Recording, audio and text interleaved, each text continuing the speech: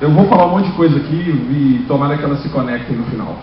Mais ou menos como tem sido os anos no Brasil. Mais ou menos como foi, não sei se vocês viram, o último vídeo que apareceu aí do rolezinho lá no Leblon.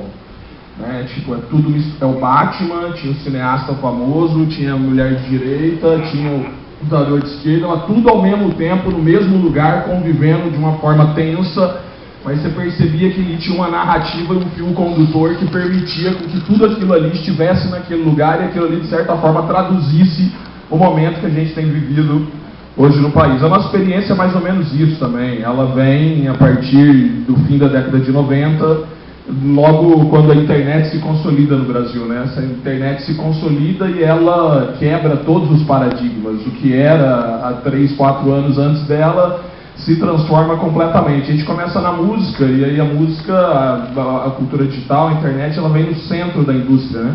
Ela vem no centro da indústria, ela quebra essa indústria que se baseava única e exclusivamente na venda de um produto.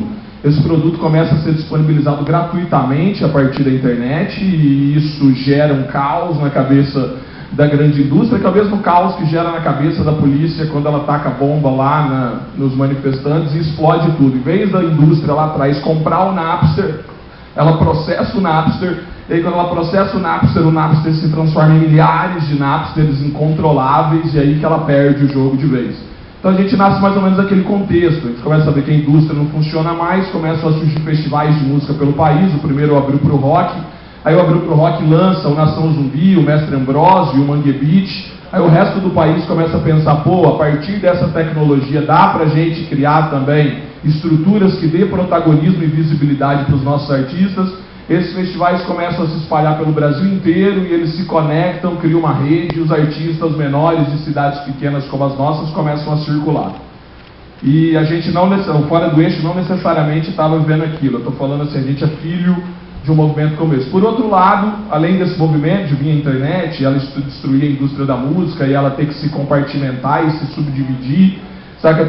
Aparece em 2001, 2002, veio uma gestão do Ministério da Cultura que começa a deixar de pensar a cultura só como compartimentos dentro da arte, né? Até então, até 2002, a gente tinha música com música, literatura com literatura, audiovisual com audiovisual, e artes plásticas com artes plásticas, e o Ministério era tipo um grande funartão. Você tinha uma funarte grande no Ministério da Cultura. A partir de 2002, tem duas grandes linhas para mim que foram fundamentais: a cultura viva e a cultura digital. Né? O projeto de cultura digital e o programa Cultura Viva, eles entram desse processo de setorização e eles começam a criar uma sinergia entre esses setores, e pouco a pouco vai surgindo a partir daí um movimento social da cultura, falado pelo Balan e falado pelo Jefferson aqui também. Sabe? A cultura começa a perceber que ela pode discutir para além do seu setor. Então você tinha lá uma década de 90 que ela começa a se familiarizar com uma nova plataforma, uma nova tecnologia que era completamente aberta e que era distribuída e que te dava a oportunidade de ter visibilidade. E ao mesmo tempo, a partir dos anos 2000, com aquela inteligência colaborativa proporcionada pela internet, ela começa a se politizar, com políticas públicas muito incisivas para que acontecesse essa politização.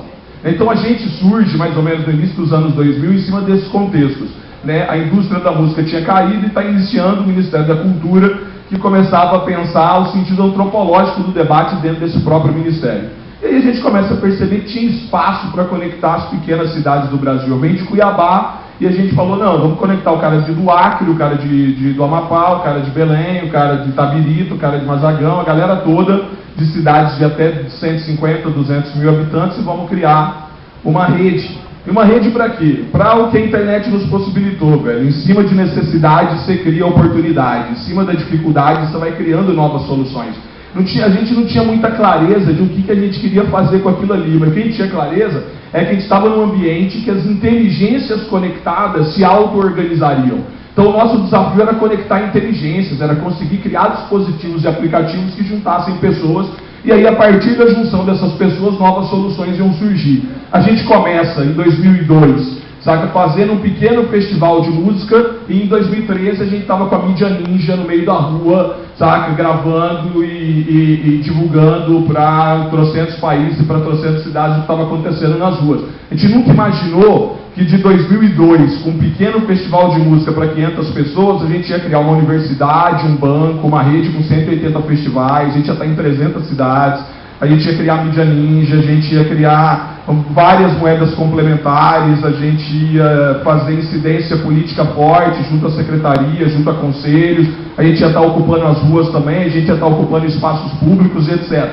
Então, para mim, essas três coisas se misturam, né? Você ter uma plataforma altamente radical que quebra todo e qualquer modelo verticalizado industrial.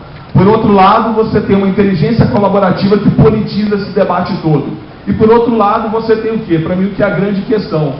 Novas alternativas que começam a entender que os progressistas do século XXI, ao invés de se preocupar única e exclusivamente em redistribuir renda, começaram também a pensar que um dos gargalos que precisavam ser solucionados era a redistribuição de tempo. E a gente começa a pensar em alternativas para fazer redistribuição de tempo, dentro de um pós-capitalismo, que uma das coisas que o capitalismo mais nos sequestrava era o tempo. E no meio disso tudo a gente começou a pensar em criar casas coletivas. E essas casas coletivas trouxeram, de certa maneira, uma solução que a maioria dos movimentos e dos ativistas não tinham trazido. Ou o cara tinha que ser produtor e vender o show para ter aquele dinheiro, ou ele tinha que arranjar um emprego, ou ele tinha que só ser ativista de terça e quinta, porque depois ele estava 8 horas por dia trabalhando com outras coisas. E a gente, em certa medida, tentou radicalizar e experimentar, de forma ousada, uma comunidade que pudesse pensar melhor na disponibilidade de tempo. E aí criou-se, a partir dessas casas coletivas, um sistema de disponibilidade de tempo. Você tinha lá 24 horas disponível e você poderia pensar que você ia utilizar esse tempo de forma autorreferente, investindo única e exclusivamente na plataforma, ou se você ia pensar em criar aplicativos do comum, onde você pudesse disponibilizar esse tempo. E aí a gente começou a encontrar, no meio da história, várias redes que também trabalhavam com essa lógica de disponibilização do tempo sem ter clareza, que na verdade elas estavam com tempo disponível e estavam investindo tempo naquelas coisas que elas acreditavam. E aí a gente começa, junto com esses movimentos, consolidar, ser um dos exemplos, junto com vários movimentos de consolidação dessas experiências coletivas. A gente encontra os povos de terreiro, a gente encontra os povos indígenas, a gente encontra os pontos de cultura, a gente começa a circular a América Latina, a gente chega em 200, 250 cidades do Brasil, a gente amplia o nosso banco, que era um banco do nosso movimento, para ser um banco das culturas. E o que eu estou querendo dizer com tudo isso é que, hoje em dia, só depende, única e exclusivamente, da nossa predisposição de entender que com braço e com perna a gente faz qualquer coisa acontecer. E que os inimigos não estão tão próximos quanto muitas vezes os progressistas e parte da esquerda acham que estão. Eu acho que se a gente entender que com braço e com perna a gente faz o que a gente bem entender, e se a gente entender que a política autofágica ficou no século XX, a gente tem que ter a compreensão de que tem um campo progressista, que os inimigos são os ruralistas, os inimigos são os fundamentalistas religiosos, os inimigos são os grandes bancos, sabe? Os inimigos são os partidos conservadores de direita, os inimigos, saca, são uma correlação de base de uma governabilidade que não deixa as coisas avançarem. Se a gente consegue somar que hoje a gente tem as ferramentas necessárias para perder completamente o controle das nossas construções, que a gente pode distribuir essa inteligência para o maior número possível de lugares, tentar imputar controle a qualquer coisa, para mim é uma burrice e um equívoco de leitura. É impossível hoje estabelecer qualquer tipo de controle em rede. E por outro lado, ter a capacidade de entender que sinergizar as diferenças e ter as diferenças como matéria-prima dessas construções é fundamental também. Para concluir, saca, concluindo mesmo, a gente passou por uma série de processos desses anos. Ano passado a gente foi mega debatido, saca, a parte da esquerda acha que a gente é o novo capitalismo, parte da direita acha que a gente é o novo comunismo, saca, os jornalistas acham que a gente é uma coisa, parte dos outros jornalistas acham que não são outras, os movimentos têm cada vez mais tentado compreender que tipo de novas narrativas a gente trouxe, e para nós isso tudo foi muito rico. Então, concluindo, esse ano a gente vai construir um país dentro de uma cidade.